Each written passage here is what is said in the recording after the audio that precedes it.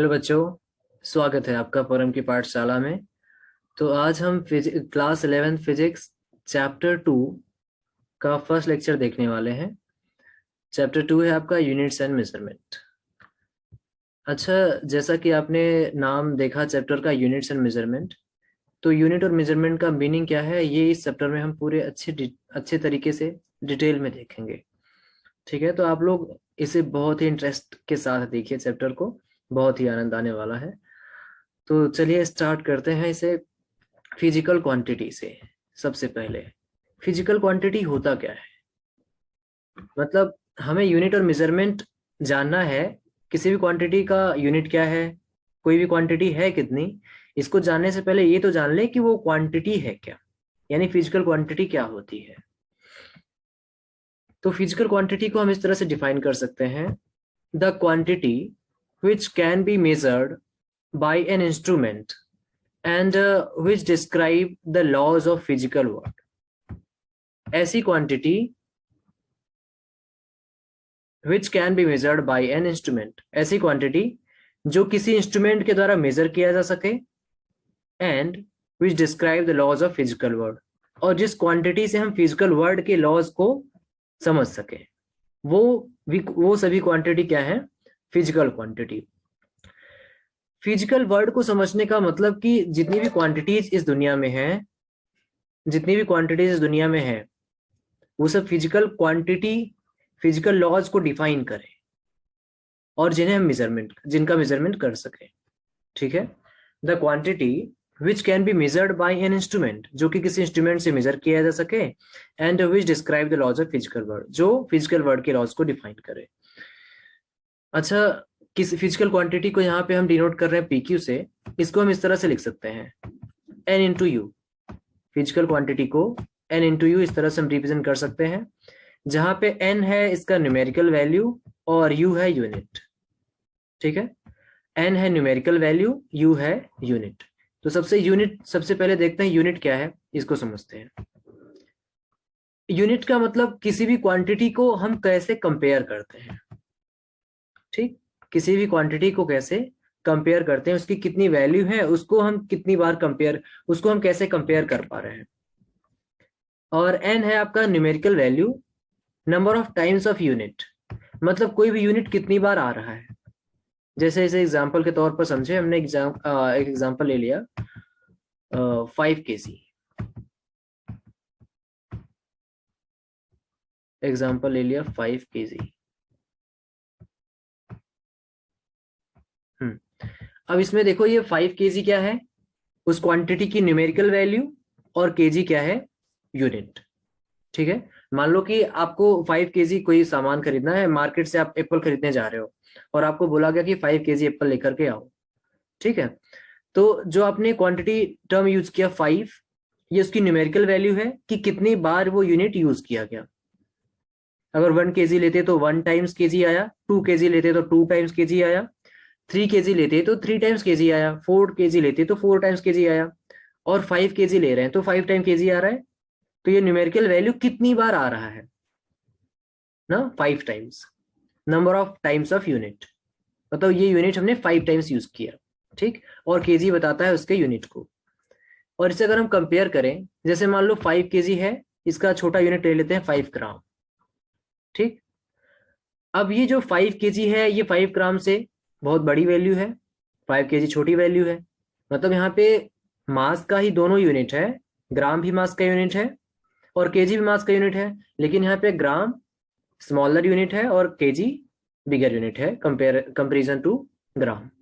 ठीक है, तो इस तरह से हम किसी भी क्वांटिटी को कंपेयर कर सकते हैं उसके यूनिट से। और अगर हम जैसे डिस्टेंस की बात करें, मान लो आपको बोला गया आपको 2 किलोमीटर डिस्टेंस जाना है। ठीक है, 2 किलोमीटर डिस्टेंस ट्रेवल करना है, तो ये जो 2 हो जाएगा ये न्यूमेरिकल वैल्यू है और किलोमीटर क्या है, यूनिट। मतलब कितनी बार किलोमीटर यूज किया आपने, 2 टाइम्स ना, तो number of times of unit यानी 2 टाइम्स, और किलोमीटर उसका यूनिट हो गया। ठीक, अगर आपसे आपसे इस तरह से बोला जाए कि आपको 2 किलोमीटर जाना है, तो 2 किलोमीटर तो ट्रेवल कर लोगे डिस्टेंस, लेकिन आपसे केवल बोला गया कि 2 जाओ। अब 2 जाओ तो क्या 2 जाओ, आपको ये तो पता होना चाहिए कि 2 सेंटीमीटर, 2 मीटर, 2 किलोमीटर, मतलब डिस्टेंस का यूनिट तो पता होना चाहिए, तो तभी तो जाओगे, है ना। तो हमें यूनिट बहुत इंपॉर्टेंट टर्म है, जिसकी हेल्प से हम समझ पाते हैं कि वो क्वांटिटी है कितनी। ठीक है, जैसे 2 किलोमीटर बोला तो आप समझ गए कि हाँ 2 किलोमीटर डिस्टेंस इतना होता है, 2000 मीटर के बराबर हमें उतनी डिस्टेंस ट्रेवल करनी है। और अगर केवल उसका नंबर बोलते हैं, केवल न्यूमेरिकल वैल्यू बोलते हैं, यूनिट ना बोले, तो आपको समझ में ही नहीं आएगा वो कौन सी क्वांटिटी है और कितनी है। तो हमें फिजिकल क्वांटिटी की के बारे में समझ में ही नहीं आएगा वो कौन सी क्वांटिटी है। तो इसके लिए हमें फिजिकल क्वांटिटी को डिफाइन करने के लिए उसका न्यूमेरिकल वैल्यू और यूनिट दोनों ही बहुत जरूरी टर्म है। आगे समझ में? ठीक है, अच्छा अब आगे बढ़ते हैं। तो यूनिट होता क्या है, इसका डेफिनेशन क्या है, ये देख लेते हैं। Measurement of any physical quantity involve comparison with a certain basic arbitrary chosen internationally accepted reference standard called unit। हाँ, क्या देखा आपने डेफिनेशन में? Measurement of any physical quantity involve comparison, मतलब किसी भी फिजिकल क्वांटिटी का हम मेजरमेंट कर रहे हैं तो उसमें उसका कंपेरिजन इन्वॉल्व हो रहा है किसी certain basic arbitrary chosen internationally accepted reference standard से। अब ये जो arbitrary chosen internationally accepted reference है, यही तो यूनिट है। जैसे मान लो एग्जांपल के तौर पर हमने ले लिया 5 केजी और 5 ग्राम, तो 5 केजी और 5 ग्राम, हमने मास का दोनों यूनिट है, ग्राम भी और केजी भी, लेकिन ग्राम जो है वो मास की स्मॉलर यूनिट है और केजी मास की बिगर यूनिट है। तो हम कंपेयर कर पा रहे हैं ना। एक आर्बिट्रेरी चूजन हमने मान लो कि कोई क्वांटिटी ले लिया 5 केजी 5 ग्राम, तो हमें पता है कि जो केजी है वो तो यूनिट है, लेकिन 5 ग्राम 5 केजी से छोटी वैल्यू है। ठीक है, तो हम उसके यूनिट से कंपेयर कर पा रहे हैं। तो यूनिट क्या करता है कि हमें मतलब किसी क्वांटिटी की वैल्यू को बताता है कि वो कितनी है और वो कौन सी क्वांटिटी है। ठीक है, जैसे यहाँ पे सर्टेन बेसिक आर्बिट्रेरी चूजन है ना। सर्टेन बेसिक आर्बिट्रेरी चूजन का मतलब कि कोई भी क्वांटिटी, हमने जो क्वांटिटी कितनी लिया है और उसको हम कंपेयर कर सकते हैं उसकी वैल्यूज के साथ। ठीक है, एक पॉइंट है यहाँ पे देखिए, the result of a measurement of a physical quantity is expressed by a number। किसी भी फिजिकल क्वांटिटी के मेजरमेंट का जो रिजल्ट होगा वो एक्सप्रेस किया जाएगा एक नंबर के द्वारा, और numerical measure accompanied by a unit। उसका जो रिजल्ट है वो एक नंबर के द्वारा रिप्रेजेंट किया जाएगा। जैसे मान लो हमने 2 किलोमीटर डिस्टेंस लिया था, तो 2 हो गया उसका नंबर न्यूमेरिकल मेजर, और उसको हम यूनिट के साथ लिखेंगे। यूनिट मतलब कि जो किलोमीटर बोला हमने वो उसका यूनिट है। मतलब यहाँ पे 2 हमने नंबर लिया था और किलोमीटर उसका यूनिट लिया था, तो उसका न्यूमेरिकल वैल्यू 2 हो गया और किलोमीटर यूनिट हो गया। मतलब उसके मैग्नीट्यूड को उसको यूनिट के साथ लिखेंगे। ठीक है, अब इसके बाद एक सिस्टम है एसआई सिस्टम, जो कि प्रेजेंट टाइम पे इंटरनेशनली एक्सेप्ट किया गया है किसी भी यूनिट के मेजरमेंट के लिए। The international system of unit, the system of units which is at present internationally accepted for measurement is system of unit.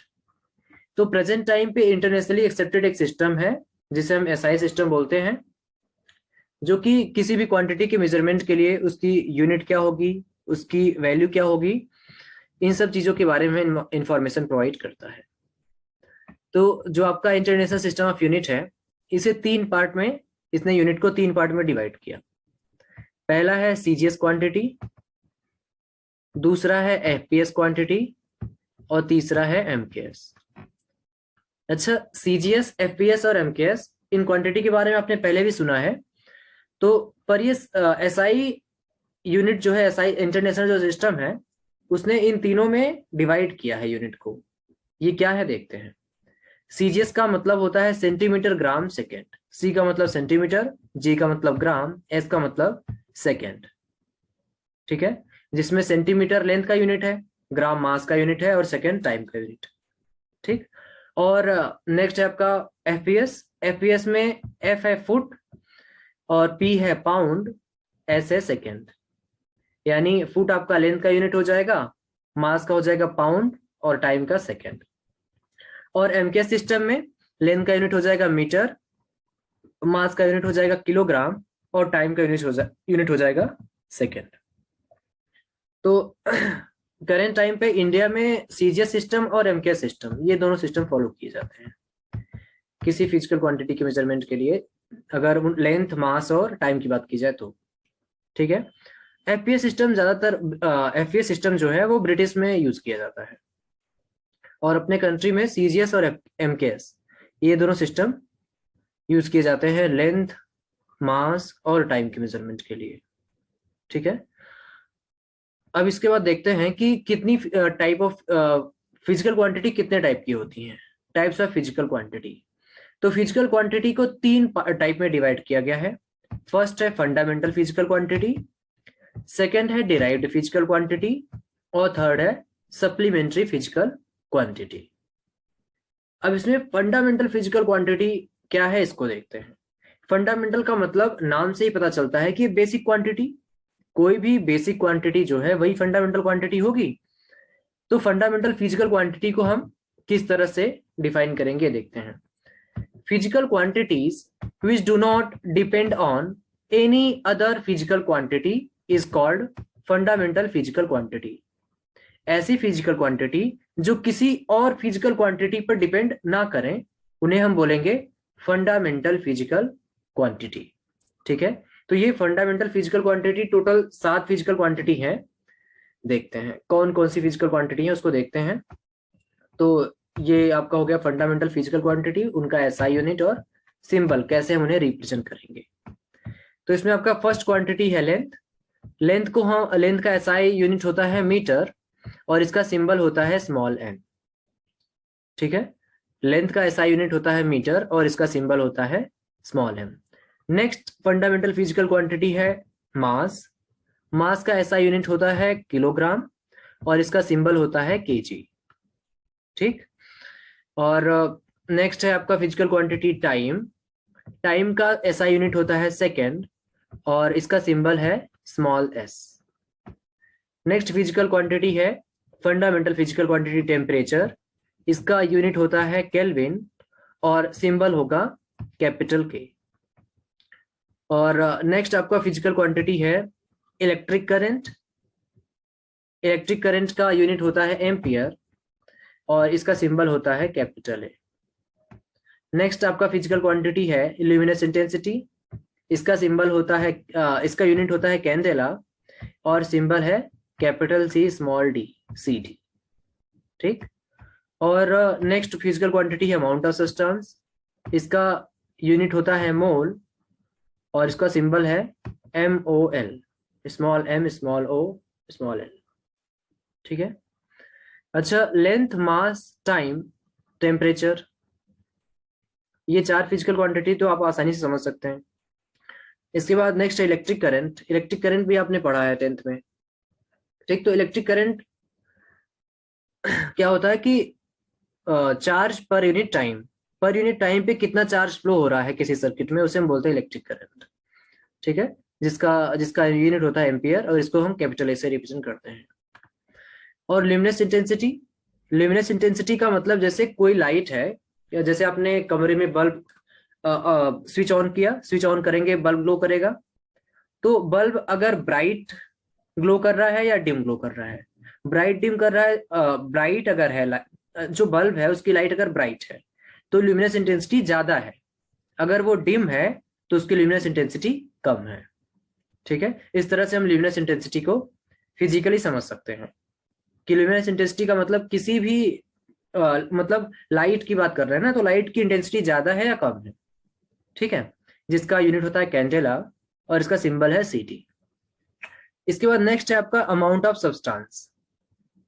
Amount of substance जिसका यूनिट है मोल, मतलब कोई सब्सटेंस का कितना अमाउंट हम ले रहे हैं, उसका यूनिट होगा मोल।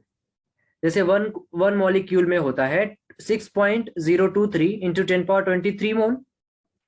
वन मॉलिक्यूल में कितने मोल? 6.023 इंटू 10^23 मोल। तो 1 मोल सब्सटेंस लिया हमने, उसमें कितने मोल है 6.023 इंटू 10^23 मोल। ठीक। तो ये अमाउंट ऑफ सब्सटेंस को हम इस तरह से फिजिकली समझ सकते हैं। आगे होगा समझ में। तो ठीक है, अब हम इसके बाद नेक्स्ट देखते हैं डिराइव्ड फिजिकल क्वांटिटी के बारे में। फंडामेंटल फिजिकल क्वांटिटी आपको अच्छे से समझ में आ गया होगा। अब नेक्स्ट देखते हैं डिराइव्ड फिजिकल क्वांटिटी। ठीक, derived physical quantity, physical quantities which are made up of fundamental physical quantity called derived physical quantity। ऐसी फिजिकल क्वांटिटी जो फंडामेंटल फिजिकल क्वांटिटी की हेल्प से बनी हो उन्हें हम बोलेंगे डिराइव्ड फिजिकल क्वांटिटी। ठीक है, जैसे एग्जांपल देखते हैं तो आपको आसानी से समझ में आ जाएगा। एग्जांपल के तौर पर हमने ले लिया एरिया। एरिया का फॉर्मूला आपको पता है, लेंथ इनटू ब्रेड्थ। अच्छा, लेंथ का भी यूनिट होता है मीटर और ब्रेड्थ का भी यूनिट होता है मीटर, तो मीटर को मीटर से मल्टीप्लाई किया, आ गया मीटर स्क्वायर। अब देखो एरिया का यूनिट आया मीटर स्क्वायर, लेकिन मीटर और मीटर की हेल्प से आया ना, और मीटर क्या है, फंडामेंटल फिजिकल क्वांटिटी। दूसरा जो ब्रेड्थ है उसका यूनिट मीटर है, वो भी फंडामेंटल फिजिकल क्वांटिटी होगा, दोनों लेंथ ही तो है। इनको मल्टीप्लाई करने पर एरिया का यूनिट मिला मीटर स्क्वायर, तो ये कैसी क्वांटिटी हुई, डिराइव्ड फिजिकल क्वांटिटी। ठीक है, नेक्स्ट एग्जांपल ले लेते हैं हम वॉल्यूम का। वॉल्यूम का फॉर्मूला लेंथ, ब्रेड्थ, हाइट। अच्छा, लेंथ का भी यूनिट मीटर होगा, ब्रेड्थ का भी यूनिट मीटर होगा और हाइट का भी यूनिट मीटर होगा, तो मल्टीप्लाई करने पर आ जाएगा मीटर क्यूब। तो मीटर क्यूब क्या है, डिराइव्ड फिजिकल क्वांटिटी, जो कि लेंथ, ब्रेड्थ और हाइट इनकी हेल्प से हमें पता चला। ठीक है, और लेंथ, ब्रेड्थ, हाइट ये तो तीनों एक तरह से लेंथ है ना, तीनों का यूनिट मीटर ही होगा, तो ये फंडामेंटल फिजिकल क्वांटिटी की हेल्प से हमने डिराइव किया वॉल्यूम को। नेक्स्ट एग्जांपल है आपका स्पीड का। स्पीड का फॉर्मूला आपको पता है, total distance covered by object upon time, distance upon time. तो ऑब्जेक्ट ने कितना डिस्टेंस ट्रेवल किया उसको हम टाइम से डिवाइड कर देंगे, हमें मिल जाएगा स्पीड। और total distance covered by object upon total time, इससे मिलेगा हमें एवरेज स्पीड। ठीक है, एवरेज स्पीड होता है total distance covered by object upon total time taken. Normal अगर स्पीड की बात करते हैं तो हम लिखते हैं डिस्टेंस अपॉन टाइम। तो डिस्टेंस का यूनिट आपको पता ही है मीटर होता है, और टाइम का यूनिट आपको पता है सेकेंड होता है। तो डिस्टेंस और टाइम इनकी हेल्प से हमने किसको डिराइव किया, स्पीड को, तो स्पीड का यूनिट हो गया मीटर पर सेकेंड। ठीक है, ये एक डिराइव्ड फिजिकल क्वांटिटी है। इसके बाद नेक्स्ट है क्वांटिटी वेलोसिटी। वेलोसिटी होता है डिस्प्लेसमेंट अपॉन टाइम। डिस्प्लेसमेंट भी लेंथ है, उसका भी यूनिट होगा मीटर, टाइम उसका सेकेंड, तो मीटर पर सेकेंड वेलोसिटी का यूनिट हुआ, जो कि डिराइव्ड फिजिकल क्वांटिटी है। इसके बाद नेक्स्ट क्वांटिटी है फोर्स। फोर्स का फॉर्मूला होता है मास इनटू एक्सीलरेशन। अच्छा, मास एक फंडामेंटल फिजिकल क्वांटिटी है, इसका यूनिट होगा केजी, और एक्सीलरेशन का हो जाएगा मीटर पर सेकेंड स्क्वायर। ठीक, तो इनको हम कंबाइन, फोर्स का अगर हम देखें तो फोर्स का यूनिट आ जाएगा किलोग्राम मीटर पर सेकेंड स्क्वायर, ये हो जाएगा इसका डिराइव्ड यूनिट। अच्छा, फोर्स का यूनिट न्यूटन भी होता है, लेकिन हम इस तरह अगर इसको डिराइव करेंगे तो केजी मीटर पर सेकेंड स्क्वायर आएगा। ठीक है, अब आपका नेक्स्ट फिजिकल क्वांटिटी है वर्क डन। वर्क डन का फॉर्मूला आपको पता ही है, फोर्स इनटू डिस्प्लेसमेंट, और फोर्स अभी फाइंड किया था केजी मीटर पर सेकेंड स्क्वायर, और डिस्प्लेसमेंट लेंथ है तो इसका हो जाएगा मीटर। इनको आपस में मल्टीप्लाई करेंगे तो आ जाएगा केजी मीटर स्क्वायर पर सेकेंड स्क्वायर। यानी वर्क डन का आपने जो फॉर्मूला डिराइव किया ये आ गया KG metre square. Work done का आपने जो फॉर्मूला लिखा वो फोर्स इनटू डिस्प्लेसमेंट है, तो इसका यूनिट क्या हुआ, केजी मीटर स्क्वायर पर सेकेंड स्क्वायर, ये हो जाएगा इसका डिराइव्ड यूनिट। ठीक है, अब ये सब एग्जांपल थे डिराइव्ड फिजिकल क्वांटिटी के। ऐसे ही हम और भी डिराइव्ड फिजिकल क्वांटिटी के एग्जांपल देख सकते हैं। तो जो भी physical quantity fundamental physical quantity की हेल्प से बने वो डिराइव्ड फिजिकल क्वांटिटी होंगी। ठीक है, और इसके बाद कुछ और क्वांटिटीज हैं जैसे supplementary physical quantity. Supplementary physical quantity दो तरह की होती हैं, इसमें आएगा एक प्लेन एंगल और दूसरा सॉलिड एंगल। तो प्लेन एंगल क्या है इसको देखते हैं, इसके बाद सॉलिड एंगल देखेंगे। प्लेन एंगल का मतलब नॉर्मली आप जैसे किसी एंगल की बात करते हैं तो एंगल होता है आर्क अपॉन रेडियस। ठीक, जैसे मान लो ये हमने फिगर कंसीडर कर लिया, ये ओ पॉइंट है, ये डीएस है आर्क, ये किसी सर्कल का हमने छोटा सा सेगमेंट ले लिया जो कि आर्क, छोटा सा आर्क है उसका डीएस, और यहाँ सेंटर टू सर्कमफ्रेंस तक की डिस्टेंस हो जाएगी उसकी आर, जो डिस्टेंस होगी वही रेडियस होगी, और एक छोटा सा एंगल ले लिया डी थीटा। ठीक, तो यहाँ पे अगर हम इस प्लेन एंगल या एंगल की बात करें तो एंगल का फॉर्मूला क्या होता है, आर्क अपॉन रेडियस। आर्क हमने क्या कंसिडर किया था, डीएस, और रेडियस क्या है, स्मॉल आर। ठीक, तो इसका यूनिट हो जाएगा रेडियन, जिसको हम आर ए डी सिंबल से रिप्रेजेंट करते हैं। ठीक है, और इसके बाद हम इसको अगर डिफाइन करें तो plane angle D theta as the ratio of length of arc D S to the radius R. मतलब प्लेन एंगल जो डी थीटा है उसको हम इस तरह से डिफाइन कर सकते हैं, ratio of length of arc D S to the radius R. ये हो जाएगा डेफिनेशन प्लेन एंगल का। अच्छा, आगे हम देखते हैं, the unit of plane angle is radian with symbol R A D. जैसा कि आप अभी आपने ऊपर देखा था कि रेडियन प्लेन एंगल का जो यूनिट होता है वो रेडियन होता है, और इसे हम सिंबल आर ए डी से रिप्रेजेंट करते हैं। अब ये बात आपको पता है कि पाई की वैल्यू 180 डिग्री के बराबर होती है, मतलब 180 degree equal to pi radian हम लिख सकते हैं। तो अगर 180 में 2 से मल्टीप्लाई करें 360 हो जाएगा, यानी 360 degree equal to 2 pi radian. और 180 में अगर हम 2 से डिवाइड करें तो 90 डिग्री की वैल्यू हो जाएगी पाई बाई 2 रेडियन। ठीक है, तो ये रही प्लेन एंगल के बाद। इसके बाद नेक्स्ट है आपका सॉलिड एंगल। और सॉलिड एंगल क्या होता है इसको देखते हैं। सॉलिड एंगल की बात की जाएगी, इसका मतलब कोई सॉलिड ऑब्जेक्ट है उसमें एंगल फॉर्म हो रहा है। मतलब कोई हम स्फेयर कंसीडर कर लेते हैं, और स्फेयर में से एक कोनिकल सेक्शन कंसिस्ट करते हैं, उस स्फेयर में से कोनिकल सेक्शन हम ले लेते हैं और उस कोनिकल सेक्शन पर बात करेंगे। जो कोनिकल सेक्शन लेंगे उसमें एक एरिया आएगा, जो छोटा सा एरिया आएगा वो है डी ए, और सेंटर से सर्कमफ्रेंस तक की जो डिस्टेंस होगी वो हो जाएगी रेडियस आर। और यहाँ पे जो सॉलिड एंगल होगा इसे डी, और ये ओम का जो साइन है इससे रिप्रेजेंट करेंगे डी ओम। ठीक, ये ओ इसका अपेक्स है, मतलब जो सेंटर पॉइंट हमने लिया था। तो जो फॉर्मूला होता है एंगल का, सॉलिड एंगल का, वो हो जाएगा एरिया अपॉन रेडियस का स्क्वायर। अच्छा, यहाँ पे एरिया कौन सा लिया था, ये क्रॉस सेक्शन एरिया जो कर्व फॉर्म हो रहा है उसका एरिया, सरफेस एरिया सरफेस उसका कर्व का एरिया है, ये केवल जो कोन का ये ऊपर वाला पोर्शन है इसका एरिया हमने लिया डी ए। तो ये हो जाएगा D ohm equal to D A upon radius का स्क्वायर। रेडियस आपका स्मॉल आर है तो आर स्क्वायर हो जाएगा। इसका यूनिट होता है स्टेरेडियन और symbol S R, capital S small R, या एस आर से रिप्रेजेंट करेंगे। ठीक है, तो इसका डेफिनेशन हो जाएगा, सॉलिड एंगल का definition, solid angle as the ratio of the intercepted area D A of the spherical surface described about the apex O as the center to the square of its radius r.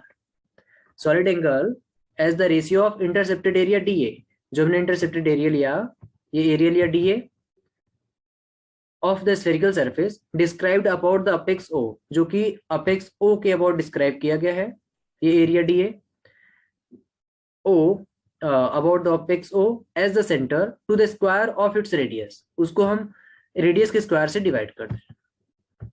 तो यहाँ पे solid angle हो जाएगा आपका D A upon R square, ये हो जाएगा। इसका यूनिट स्टेरेडियन और सिंबल एस आर। ठीक है, the unit of solid angle is steradian. आगे समझ में? तो ये कुछ फिजिकल क्वांटिटी है जिसको आपने देखा, और आपको ये पूरा लेक्चर अच्छे से समझ में आ गया होगा। बहुत सिंपल तरीके से इसको डिफाइन किया गया है।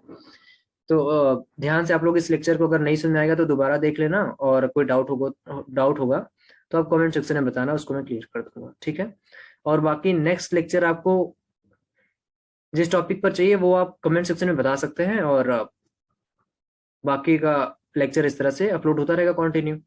तो आप लोग इस तरह से चैनल को सब्सक्राइब करें, वीडियो को लाइक करें और कमेंट करें। ठीक है, थैंक यू सो मच बच्चों। हाँ, ओके।